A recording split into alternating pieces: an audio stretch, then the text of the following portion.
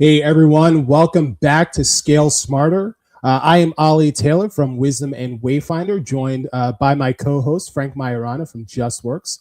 Frank, how's it going today? It's going great. How are you, Ali? I'm good. I saw a little bit of more snow this morning, but looks like it's not sticking or adding to what we got yesterday. So It's the last thing we need, but yeah, it is what it is. yeah, but it's all good. So we're here today with Mike Zakrzewski. I practice. Love it. Who's the co-founder and chief data scientist at �009 Solutions. Michael, welcome to Scale Smarter. Thank you, Ali. Excited to be here today. Yeah, we're excited to have you as well. So, Michael, here's what we're seeing with a lot of business owners that Frank and I tend to come across. They've got a lot of data that's just like piling up, coming out of their ears. You know, for anything from CRM reports, spreadsheets, time tracking, financial dashboards. But when you kind of ask them what those numbers are telling them about their business, they really don't have any idea. They're not sure like how to answer that question. They're either completely overwhelmed with information or they're just not using it to the best of their ability. So we're really happy to have you on to talk more about what it is that you do. And yeah, I'll kind of let you take it from there. Absolutely. Yeah, thank you, Ali. So I'm Mike Zakrzewski, co-founder at �009 Solutions. First, I want to talk a little bit about the name of the company. You know, what the heck is �009? So I'm sure Frank and Ali, you've seen it. You've gone to a website before and gotten a 404 error, not found in that. So 409 is a similar error code that I hope you never see that represents an outdated or unauthorized connection to a database. So �009 Solutions is our way of saying we're bringing you up to date with the current and best data practices. So all that being said, we serve our clients as their outsourced data team, developing dashboards, custom reporting, custom applications, integrations, automations, as well as AI-based projects. So you can really think anytime data is moving from one place to another or being analyzed, you know, getting reports and answers out of it, that's where we come in and we assist our clients. It's awesome. So when you where do you typically see, right? Because everyone's a little bit different where they keep their information. Like you see, some folks they have all spreadsheets. Some folks they'll have a CRM here, they'll have accounting software. So I guess when you sit down and you talk to somebody, what's kind of like your first way of kind of wrapping your hands around all of their information? Yeah, great question there, Frank. So really the first step for me is to understand the prospect or the client themselves and what they really care about. Like, as you mentioned, every business is different. Every business has different platforms, different data collection processes. So before I even get into that, before I want to find out that you have Salesforce, you have Bill.com, you have QuickBooks, etc., I first want to find out what's important to you and what really drives your business. So, you know, obviously revenue is a big component of that always, but I want to figure out, okay, how are you making money, right? What are your different industries or your different services or products that you offer? And then how are you collecting information for those? So for a service-based industry, that would be the timesheets, right? Timesheets and billing. For a product sales, it would be their Shopify store or wherever it is that they're doing their commerce. So that's where we would start. And we would try to figure out how to unlock the insights and answers from that system based on that first initial discussion on what they actually care about and what they want to get out of their data. I remember. So what are the most common? Because you probably hear some repeatable questions, and which is cool. Like when you and I first chatted, and we've known each other for a couple of years now. You talked about kind of the fact that you get to learn so much about a business. You get to really dive in and understand like what are they all about? How do they make money? But there's probably some common questions, just like in my industry, just like with Ali as well, that you hear that they want answered. What are those for you guys?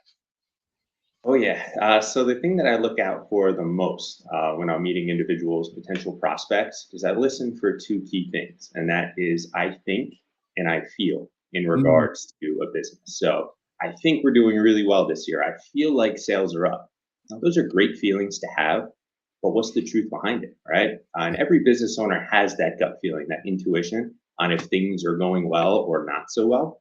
But what we're doing is we're coming in to either back up those gut feelings or in some cases, unfortunately, refute them with the actual fact. Because numbers don't lie, right? So we're uncovering the details about their business to bring those, say, gut feelings and turn them into facts and real impactful decisions.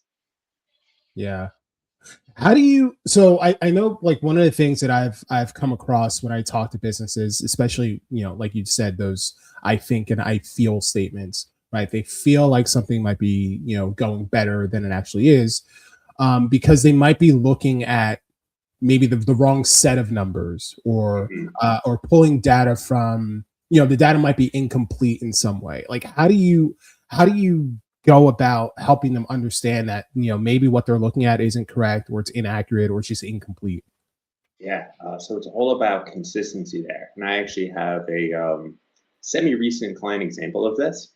So I was working with a professional services firm that cared a lot about their numbers. And before working with us, they had their admin team pulling reports and sending them out, right? So they had multiple admin people sending reports out to the partner group. And they were the same reports. We have our receivables, we have our billings, we have our client capacity, our staff capacity, all these great metrics, but nobody was aligned on their numbers. And the reason is that the different administrators and the different partners were pulling reports, but they were using different criteria for their reports. Yeah. So one would say, oh, my billings are doing great. Other one would say, my billings aren't doing so great. But one is on transaction date and the other is on bill date. So it's showing completely different skewed numbers, even though they think they're looking at so to your point there, it is, just super important that everyone is consistent and aligned with what they're looking at and also how they're entering the data. Yeah. Yeah, I've definitely seen like a breakdown in that with some businesses in terms of being consistent with that. That's where the SOPs, that's where the things that I do kind of come into play, in terms of like, this is the data that we're going to be tracking. We're measuring against these particular KPIs. It has to be entered in the same way every time, so that we have that consistent track record or historical data to go along to be able to make those assumptions and be able to see like what's not, where the anomalies might be coming from, where there might be a dip that we're not expecting, etc. Yeah, and you brought up a great thing, historical data, right? So whenever we're talking with a new customer, we want them to dream big, and we want to try to solve those dreams, best we can with their data, but not always that historical data isn't always there to be able to build that out, for the past. But whenever we run into that, we say, okay, we're going to start now, and we're going to start tracking this, this, and this, and we're going to look going forward with those data points. And then at a later date, we can actually go back and update the historicals as well. This way we have a full picture for whatever period it is that we want to look at. Yeah. How has AI played a role in analyzing the data? So you get this information out, now you're like, all right, now I can do something with it. So. Yes, the hot topic, AI, right? And really, I use it daily. I find that it's very, very helpful for when coding, reviewing code and documenting code. And I really find for me that it's not, as an analyst, I'm not going to it and say, hey, do this. Instead, I build out a framework. I say, this is the code I want to write, and say I have to write thousands of lines. And I'll write the first couple hundred and I'll say, okay, continue on this path. Is it always perfect? No.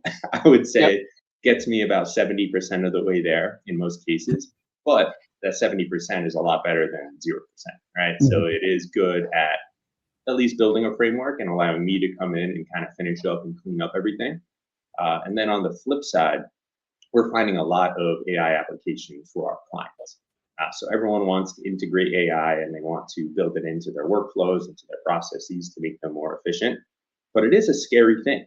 It has to be set up in the correct way. So your information and potentially your client's confidential information is not going out to the World Wide Web. Yep. That's a scary thing. So what we've done for a lot of our clients is we've built in, their own AI environments that are locked into just, and we've been able to develop workflows and custom applications based on that.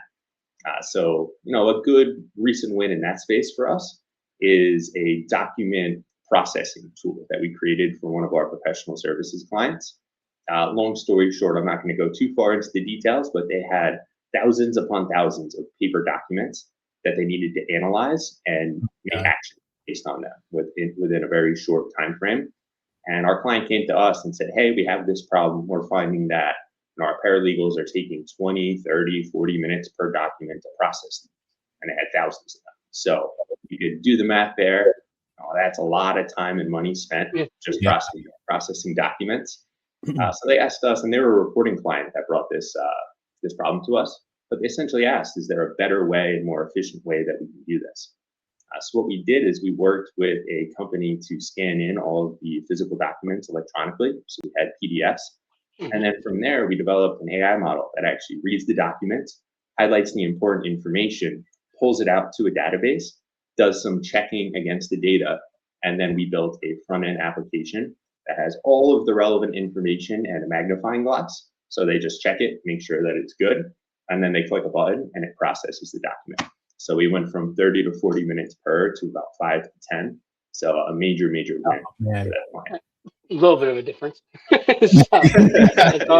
Their payroll is breathing so much easier now. Yes. Yeah, and that's I like that, because that's the way that I like to use AI, right? Like, I know I went on a little bit of a rant last week with Faye when we were here about, you know, the way that some people use AI. It's like, but when you train it on historical, again, going back to that word, historical data, you know, things that you've already created, and you're using it, training it on what you've already made, as opposed to pulling from trillions of data points. You know, that's an average of all these different companies and different people, right? But it's unique to you. I think that's a much more efficient and effective way to use AI, as opposed to just, you know, give me a marketing plan or give me a sales plan. That's the average of what's out in the public, and you really don't have the expertise or the knowledge to know if it's accurate or not. Like when you said, like, I knew that this got me to 70%, the average person isn't going to know what 70% is or what it looks like. They're just going to assume that that's the thing to go with and kind of just publish from there. Oh yeah, there's the common term you hear a lot now, Ali, vibe coding. It is all over the place. People are making apps, all kinds of crazy stuff, but without the actual knowledge of what is going on in that code, it's difficult to, you know, push something like that to production or actually use it. There's been a lot of data security concerns around people doing that, which is crazy thing, but you know, it's a good way to learn. Yeah. At the same time, you have to make sure you're being very tight on what is actually going on and where, because you don't want to be exposing, you know, API keys or anything that is confidential to the web. Yeah, there's potential for you know, I think Faye had talked about it last time in terms of like your intellectual property, right? Being able to upload those things to AI, and is there an opportunity for, you know, some of that to get scraped or used in somebody else's documents? You never know. Yeah, and back to just the AI model for, I would say, our clients. It's really, you know, a big part of what we do. It's not only the reporting, but the data warehousing. So we'll build the front end reports that everyone interacts with, but we'll also develop the back end, where we're extracting the data from the various different sources and we're modeling it in a way that we can actually connect an AI model to it. So the AI will be able to read the correct information about the company itself and be able to produce answers on, you know, different things that it's noticing within the data itself. So Mike, I'm happy you bring that up. So 409, like, it's not just about project work. It's about kind of an ongoing relationship. So could you kind of just talk a little bit more about because I think a lot of folks don't even know your industry, right? Like, I was so excited to bring you on because I think a lot of people are like, a data scientist, or like, why would I, like, what's that all about? And like, all right, the way you can help. So can I talk a little about how 409 works with their clients and beginning to continues? Absolutely. So we pride ourselves on being an outsourced data team and a service, not a product. So yes, we create awesome apps and dashboards and integrations, but we'll never be the company that will say, here's your dashboard, go have fun. Instead, we want to be that outsourced data team that's there to grow with a client as their needs change. So what business A needed in the beginning of 2025 is never going to be the same as what they need in 2026, because things change, right? You add more staff, maybe you add a service line, maybe you're doing something a little different. And with that comes more data and more data points to be analyzed and added to the big picture. Now, that being said, I find that it is very, very important to not have data overwhelm right in the beginning. So, Yeah. this company could have a million different data points and different things that we can build and show and all of that. But we really, really like to start small with maybe 5 or 6 key data points that really drive the business.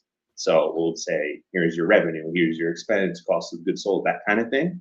And we'll dive into the details on those to find out where the next steps are and what is really, really important to drill down to the lowest level of detail. I love that. And it actually brings me kind of to a question that I hear all the time, right? In our world of HR and payroll and all that stuff. Usually the human capital analytics, I usually hear most are like turnover, hiring, that nature. But probably a question that Ali gets all the time is like, all right, you want to grow. How many people do I need to hire? Doesn't make sense. Is it actually profitable to hire?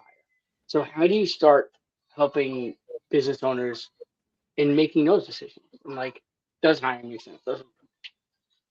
And so projections is a huge part of what we do. It's not only looking at the historicals and what happened, but it's about estimating on what is going to happen. This way we can make decisions on things like staffing and expenses, other items like that. But for that analysis, it's very, very important to get the historicals 100% accurate. So that usually involves a lot of data cleanup, going in and making sure that things, we'll say for the past year, are set up in a way that we can actually start to look forward. So that's always, I would say, a part of phase 1 and phase 2 of our projects is getting the historicals 100% across all platforms and departments and different categories of the business. And then from there, we can start looking forward and doing things exactly like you said, Frank. Determine our capacity and look at our pipeline and see, are we going to be able to handle, all of these prospects that are coming in? If we were to close these 10 prospects next month, we have the capacity internally to handle those 10 new projects along with our existing clients. And you probably could understand the profitability of your previous hires and how quickly it took them to become revenue generating and those type of things. So. Absolutely. Yeah, there's always, a learning phase, right? Before a new employee really starts producing. And that varies based on company. So very, very important to look at that as well. And I would think, and Ali, you can probably, I think most business owners don't know that. Like they probably don't have any idea on what that number is, even though they should. Right? No. One of the things that I always recommend is there's a company called 𝗵𝗵𝗴 International. They kind of like provide, some not outsourced work, but if you need someone like a temporary hire or whatnot. But they publish a really great salary guide for different areas, different industries, different types of, positions within a company. And there's an adjustment of the salary based on like where you're located and whatnot. So I usually recommend that as something to think about in terms of, okay, if you want to hire, let's say you want to bring on a project manager, what is it going to cost you? What do you need to bring in revenue wise? Or what is it going to add to your payroll to bring this person on? And to start filling in that in your revenue now, right? So you can have that space and sort of ramp up, as opposed to you hire them and it's like, oh crap, now I go to sell or raise my prices unexpectedly on my clients. So that they can, they want to have that plan in place. But I like what you do, Mike, in terms of, we have this historical data. We can take these projections to sort of figure out, because maybe you can hire 2 people. Maybe you can actually hire more than you were thinking, or, maybe you have more than enough revenue or reserves that in your business to be able to make those types of decisions. But you can't make any decision unless you have good data and information to choose from. Yes, no, absolutely. And to that same note, on the flip side, we found with working with a couple of clients that think they need to hire, we end up finding out that they don't necessarily have to. And instead, it's a shift of responsibilities and projects. So I'll use professional service accounting as an example of this. There are kind of levels to accountants. You have your brand new accountant all the way up to your seasoned accountant who's been doing it for 20, 30 years. Yeah. And their capabilities are different on what projects and which clients they can work on. So with one of our clients, we actually found that a lot of their most senior staff members were doing tasks that they shouldn't have been working on, that were kind of the really simple, low-hanging tasks, but they were doing a ton of them. So that adds up over the course of the busy season.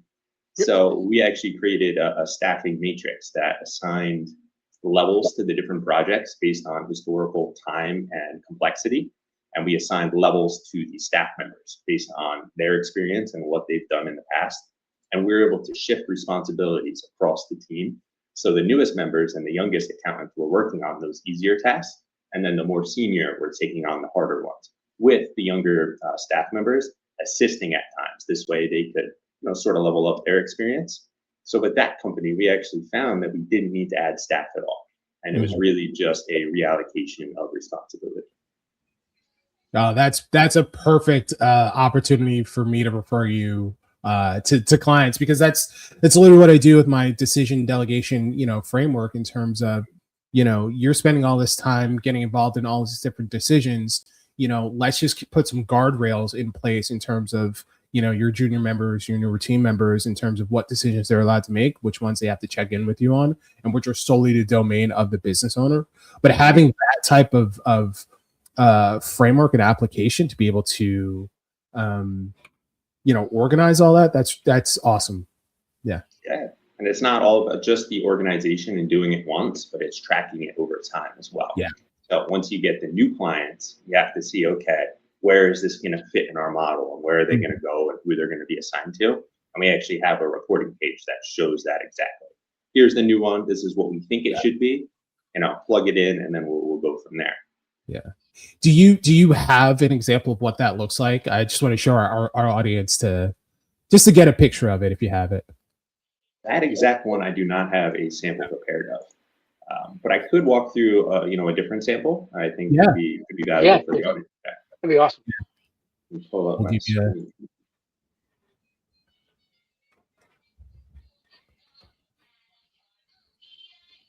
How's that? The screen's up?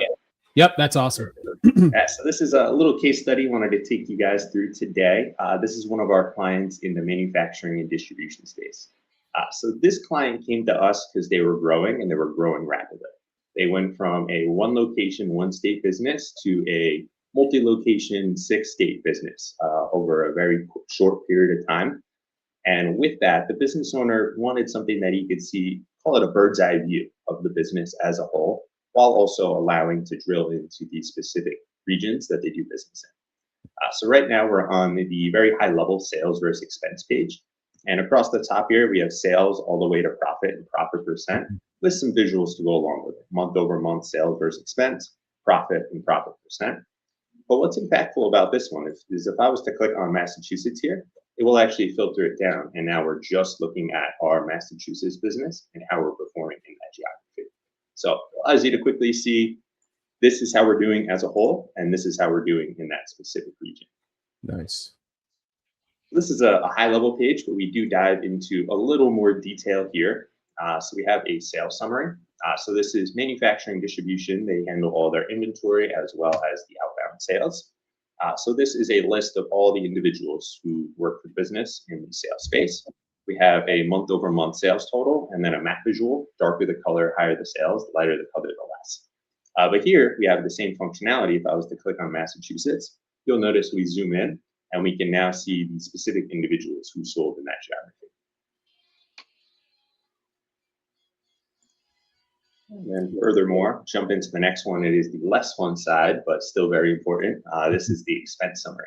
So same functionality, we have payroll, and we can see the detail there of who it went to. We have the month over month expenses as well as the map visual. But with the same functionality, if I click on Massachusetts here, we can now see the specific expenses allocated to that region. And does it work the same way that the darker the color, the more money you're spending in that exactly. state? Okay. Yep. And then if we hover over it, we can actually see the specific number in detail there as well. Yeah. And then, of course, being a product sales company, it's important to know what products are we selling and where are they being sold. So here we have our sales by product and region. And here is all of the products that they sell, the dollar amount in sales and the quantity of sales as well. But with the same function, if I click on Massachusetts, we can now see what products are sold there But really my favorite functionality of this page is actually seeing the detail on a product itself. So if I click on this product 57, it'll filter the rest of the page. And we can now see that 52% of our sales for that product have been in Connecticut. Or we can see the distribution on the map visual as well. Oh, wow. Do you have the ability, Mike, to, because I can see this tool and like your information being awesome for executives and certain people within organizations. Do you have the ability of limiting security access, saying you're able to see these reports with this information, but you're not able to see this? Oh, absolutely. I'm actually going to jump forward to our next sample here. Perfect segue, Frank. And not planned. Not planned at all. That's a real question. Yes. He's just that good. Yes, he is. Oh, geez. So what I have up here is actually another sample from the same client. So that business owner really liked that sales summary page that we showed, with the map and all of the individuals and the sales. And he wanted to start sharing that information with his team. So he actually went out and he bought his team iPads, connected up through like Verizon or AT&T, one of those, so they can now have a dashboard on the go. So we built them this dashboard. We call it the sales dashboard. And right now I have it pre-filtered to salesperson 2. But how this report works is based on who's logging into it, it pre-filters the information to show you only their information. So if I'm salesperson 2, I'm logging in. This is what I'm seeing, and it is only my information and only my customers and etc. And with this as well, they have a sales management team. So those individuals can log in and see their information as well as those that they manage, just to get a better feel for what's going on with their team. But how this report works is we're just showing them the high-level information that's going to drive their sales, right? So we have their month-over-month sales with some detail here. We have a progress towards their quota, which is the big driver. Obviously, you want to hit your quota and get your bonus. Mm-hmm. We have the percent and the sales needed to reach the quota. So this salesperson 2 was crushing it in this period and actually beat their sales quota by about $200,000. And then down here, we just have a little detail. So it is sort of a historical analysis that shows us each customer, what they sold to them in quote this year, because we're looking at 24, what they sold last year and what they sold 2 years ago, as well as this month and this week. So this has become very valuable to them because they can kind of scan through and see their customer list and say, oh, this customer 2, we sold about $14,000 worth of product to them in 22, but nothing in 23 and 24. I wonder if they found a new provider, maybe somebody that I want to reach out to see if we can start working together again. Mike, not to put you on the spot and not sharing the person's name, but you shared a story. You shared 2 really cool stories with me a while back. One was with a owner of a bunch of chain restaurants, and he leveraged, and you were talking about how he leveraged traffic in those areas as well as when he was trying to decide what to, which ones to keep, which ones to invest more in. Could you talk a little bit about that? Because that was kind of some other unique data that you were able to leverage in order to help them make a decision. Absolutely, yeah. So that was a really fun project. So we worked with a individual who owned a number of chain locations, like a chain restaurant, and I guess there were about 20 of them were set up on individual QuickBooks accounts. So there was no really good way to consolidate and look at everything all at once without pulling 20 spreadsheets, putting them together and trying to build a pivot table and all that crazy stuff. So we actually worked with this individual's accountant, and I do have a sample prepared for this, to create a dashboard to help this business owner really understand what was going on, where, why, and how. So first, there's 2 tabs to this one, and this one is more of the accountant view, I would call it. So it is a consolidated profit and loss statement. And for every single company, we have their year-to-date value, their prior year-to-date value, the percent change, percent of revenue, and prior year percent of revenue. So it is a lot of data points. But what's valuable is, we can look at just company 1, or we can scan all the way to the right and see the grand totals for the business. So now we have an idea of how we're performing overall. So that was step 1, is just, okay, well, what do we have, right? And we can split it by various regions and things like that. But the next step after that was like, okay, now that we have this information, what do we do with it? So we created a secondary page, and this is the top performers page. So it's really a scoreboard in my eyes, where on the left we have top and bottom sales by location, top and bottom expenses by location, and of course, the most important, top and bottom profitability by location. So it kind of shows you what's doing well, what's not doing so well. And then we also added a map visual to go along with it. So you can kind of see the regions and where things are going well and not so well. And then looking at this map, the bigger the circle, the more profitable they are. The smaller the circle, the less. And you'll notice where the more profitable ones are. It's the ones that are close to New York City, that are likely getting a lot of commuter traffic with people going to work in the morning. So we looked at this, and the business owner wanted to make decisions based on it, right? Okay, what do I do with this? You know, is it good to keep these open? Should I maybe close some, open others? And for the business itself, you know, they pay a flat rate per location to the higher overall organization. So, you know, the less profitable ones really weren't worth it. So what we did is we wanted to take this a step further with the map, and we actually did a traffic analysis to look at Google Maps or Apple Maps data to see where that traffic was in the morning. And with that, we made our recommendations on which ones should be closed and where potential new locations should be open. That's so cool. There's so many different like ideas of how you can use that information. Like I'm just thinking, like if you're a commercial, I mean, and I don't know how this would work, but if I were a commercial real estate agent and I wanted to sell, you know, try to entice people to come in and lease, you know, part of my space, having access to information like this, I think would be like a huge benefit to be able to say, yeah, we get this much traffic. You know, the last business that was in this location, this is what they were, you know, what they were pulling in because, you know, and it was this type of business, right? Mm-hmm. Being able to build a profile of what works best in which locations and why and all those different things. Absolutely. Yeah, it's important to understand the commuters or just the foot traffic that is around any given business. And there are data points out there that are available for it. You know, either it's looking at the specific traffic, or I know a lot of organizations actually track foot traffic in and out of their physical locations, just based on a, you know, a little reader that is by the front door. So I find that very interesting as well. But Mike, what I love about that is the guy started with a question: which business should I close? Which location should I close? And he was like, "Great, I can leverage Mike because he can bring all this QuickBook information together." But that's not what he like. But then you took it a step further, and a step further. Now you actually truly have an understanding of, you know, what's the best solution. So kind of going above and beyond kind of the initial question, which is awesome. You had another example, dealing with an athletic department. Oh yes. Oh so, yeah. Please share it. Please share that. I thought that was really interesting. Yeah. So I am I'm a former football player. So I played football at Division II East Stroudsburg in Pennsylvania, and always had a knack for data. But East Stroudsburg actually invested in some technology after my tenure was done there. What they did is they purchased a system called the 𝗀𝗄𝗄. So you might have seen it on NFL players. They wear, it's kind of like a sports bra. It says 𝗀𝗄𝗄 on it. And what it is it's a GPS tracking unit that all the players wear for practices, games, workouts, etc. And it spits out, thinking back to the data set, probably 100 columns worth of data per second per player.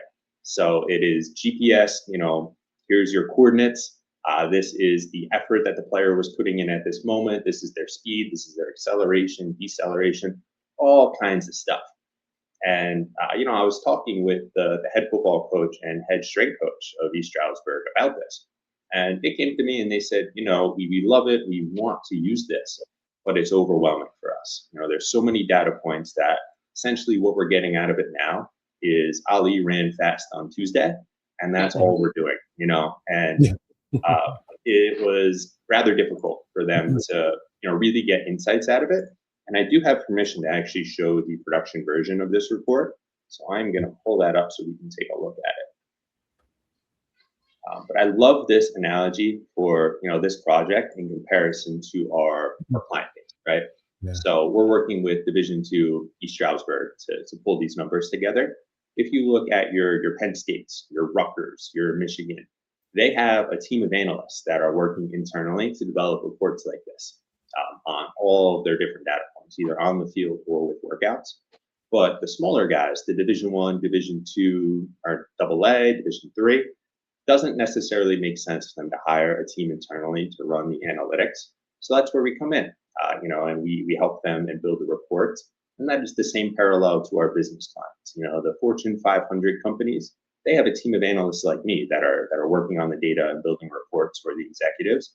But the smaller to mid-sized companies, it usually doesn't make sense to hire a data team internally.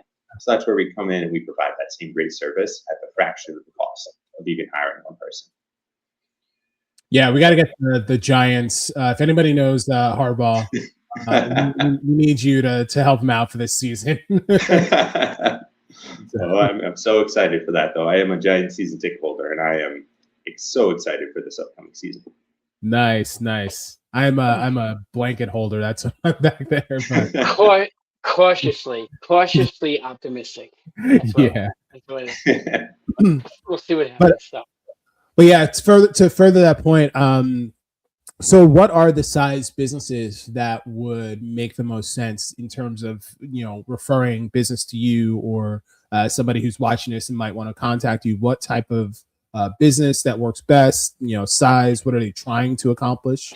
Yeah. So we've worked with companies across many industries. So we found professional services is typically a good space for us. So accountants, lawyers, PR marketing firms, companies where time is money, because there's a lot we can do with that analytically. Like I touched on earlier with capacity, figuring out how much work we can really handle, figuring out profitability. Is your staff profitable or your clients profitable? There's a lot we do there, as well as the typical billings, receivables, et cetera reports that most partners in those kind of companies would be used to seeing.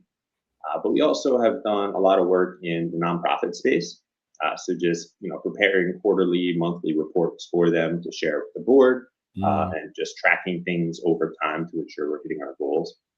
We've worked a good amount in healthcare, so doctors, dentists, orthopedic surgeons, veterinary clinics.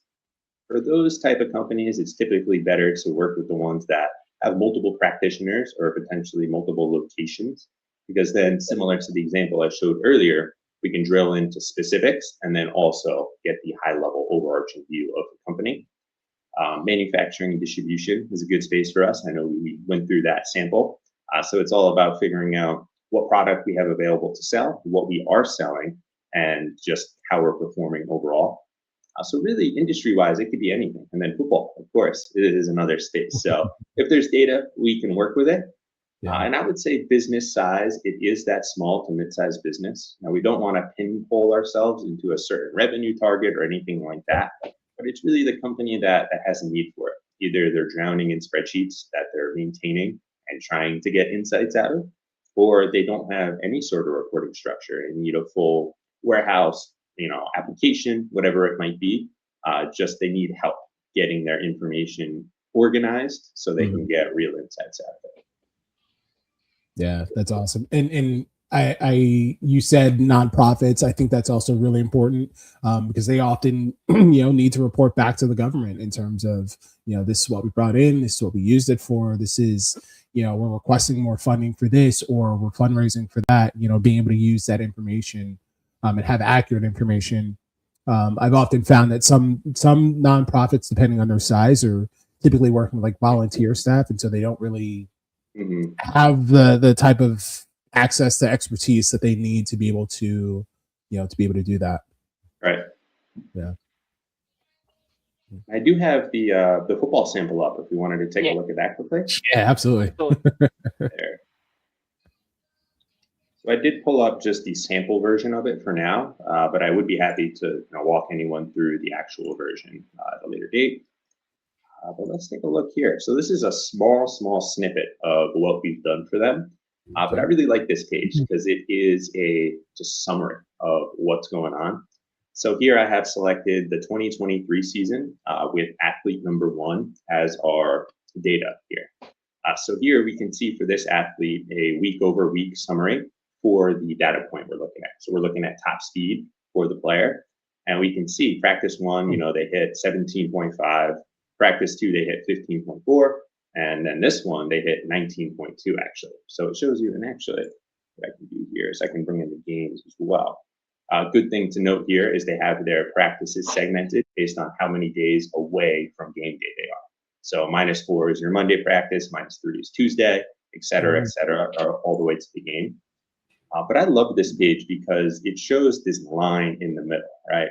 And I'll give a shout out to Coach 𝗬𝗂𝗿𝗄 at East Stroudsburg now. One of his key sayings always was to be above the line. So anything that you're doing, you want to be, you know, over the top, as good as you can, which is in his eyes above the line. So I put this line here as the average for the individual across all the data that we have for them. So this allows you to show, you know, were they above their average or below their average on any given day. And then here we have the detail of each practice, what they did, and then what their average usually is and how they performed against it. And this is top speed, but we have a ton of different data points here. You can see as I click through it, these are just all the important pieces that kind of build to the athlete and what's important for them for the given day.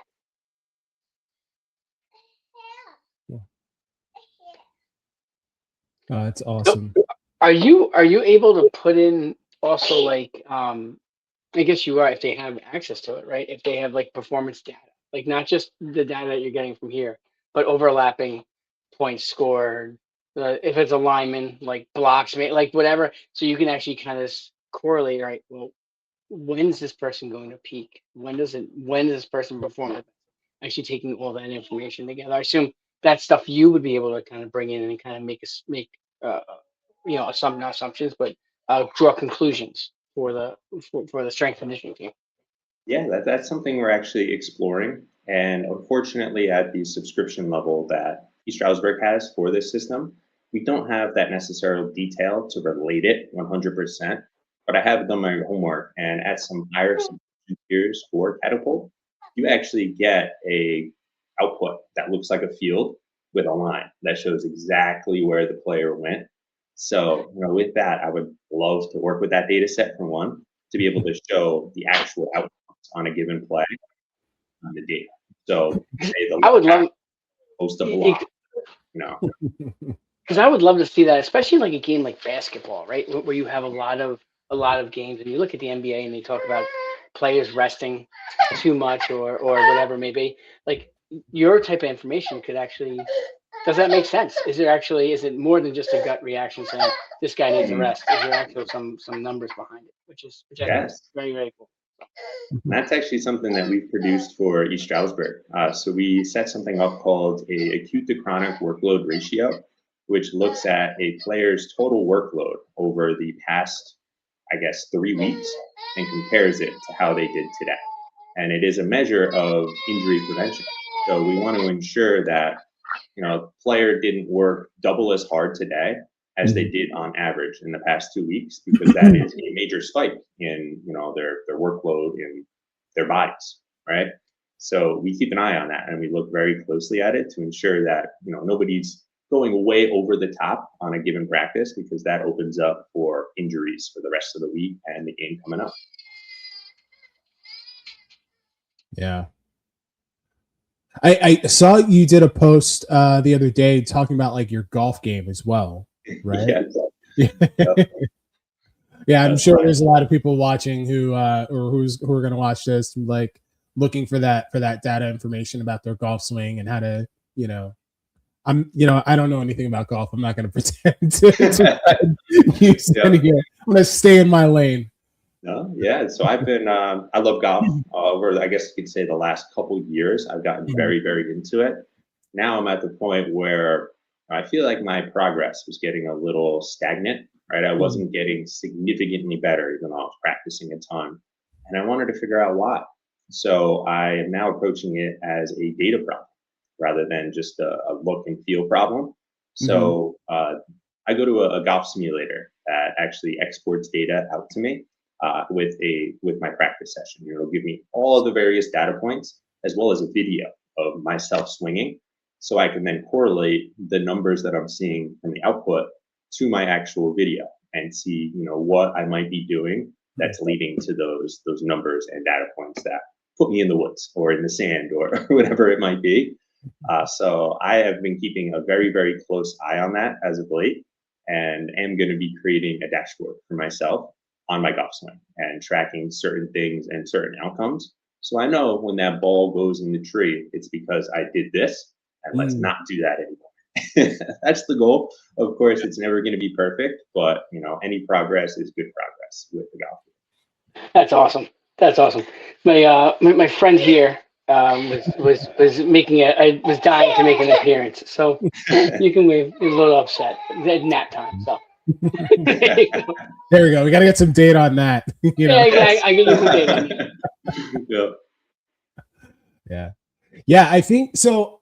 I mean, it sounds like there really isn't anything that's not a data problem, right? It seems like, anything can be applied, and it's really just a matter of what data are you collecting, and how you're organizing it, and what decisions you're making based on that. Would that be accurate to say? Correct. Absolutely. Yeah. Awesome. And what's the one question that someone should be asking themselves if they're asking themselves this, they should reach out to you? Yeah. Cool. I think I go back to that. I think, or I feel, for sure. But it's really about, are you staying up? Are you restless at night because you just don't know what to do? Right? Or is the unknown stressing you out to the point of it's stressful? It's all over your mind all day, every day. What we do is we just uncover the real information to alleviate that stress, and then take action based on what we're seeing to drive the business forward and to reduce that stress for the business owner. Awesome. I'm sure there's a lot of business owners out there that hear that and say, listen, if you could take some of my stress, I certainly appreciate it. So, yes, absolutely. Yeah. Let's figure out how much stress you have first, and then how do we get rid of it? Yep. I know, Ali, that's your space as well. So I know working with you, you make sure that the business owner is working on the business rather than in the business. And that is so important. I really resonate with that. Yeah, 100%. I mean, I focus a lot on, making sure they have a clear vision of where they want to go with the business. So it's like, are you thinking about growing? Are you thinking about scaling? Or even thinking about exiting, right? And I think that's a whole other topic that we can get into in terms of, we've said it many times on this series. You are going to exit your business at some point. How you exit that business is entirely dependent upon the foundation that you set up. I think the data that you're working with, the information that you're working with, and what are the tools and the experts and people that you're surrounding yourself with. And so, having good information. A lot of business owners, when they get very romantic, very nostalgic, very emotionally attached to their business when they're thinking about exiting or even selling. And it's like, well, I think it's worth this, or I feel like I should be, making more on this deal than I actually am. But with the data that you are able to help them organize and get clarity around, it really helps them sort of understand, like, no, this is how, somebody who wants to buy your business, this is how they're looking at it. Mm-hmm. Right? This is what you need to be factoring into your decision making, and as you plot forward, as you move forward, right, they're going to want to know how productive your team is, or if you're going to be attached to it, what can they rely on you for? But being able to have access to all of the different information and the data and the financials, all of that is what's going to make the difference between a business that is kind of DOA, or is going to be valuable enough to purchase from someone or pass on to the next person who wants to take it. Mm-hmm. Absolutely. Yeah. Awesome.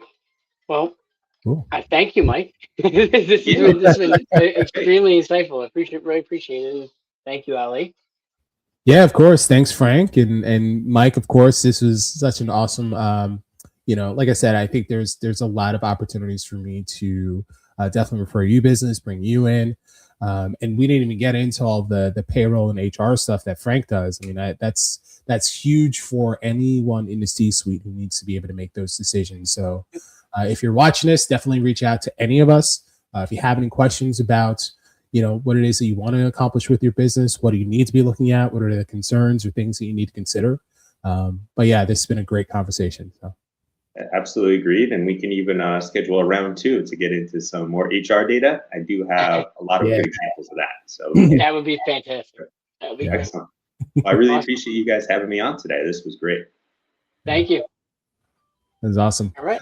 All right. Well, take care, everyone. We'll see you next week. I believe that is the 4th of March. Be on the lookout for the announcement of our next guest and our topic.